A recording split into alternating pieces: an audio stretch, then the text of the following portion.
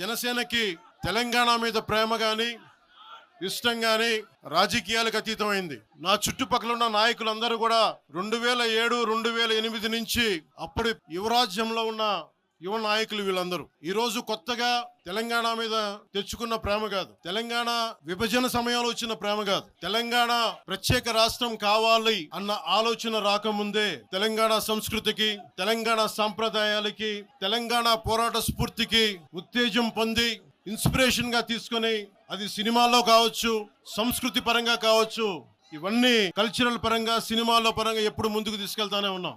విమర్శించే నాయకులందరికీ కూడా 2007లో ఈ రోజు విమర్శించే గొంతులు ఎవరు లేవు. తెలంగాణ నలుమూలలా తిరిగిన వాడిని, తెలంగాణ నలుమూలలా వెళ్లిన వాడిని. గ్రేటర్ హైదరాబాద్ లో అన్ని కార్పొరేషన్స్ లో కూడా భారతీయ జెండా, మువ్వెన్నెల జెండా ఎగరవేశాం మేమందరం. ఈ రోజు కొత్తగా వచ్చిన ప్రేమ కాదు ఇది. మీరు ఒకప్పుడు ఆదిలాబాద్ జిల్లాల్లో నక్సల్ ప్రభావిత ప్రాంతాల్లో ఇప్పుడు విమర్శించే నాయకులు మీరెవరు తిరగల. మీ సౌకర్యాల నుంచి మీరు ఎప్పుడు బయటపడలా.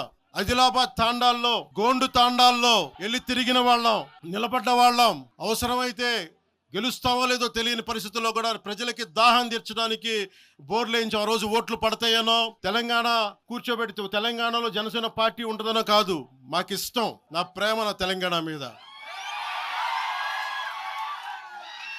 తెలంగాణకి నాకెంత ప్రేమ ఉందో నేను ప్రూవ్ చేసుకోవాల్సిన అవసరం విమర్శించే నాయకులకు లేదు. నేను మీకు చెప్పాల్సిన అవసరం కూడా లేదు.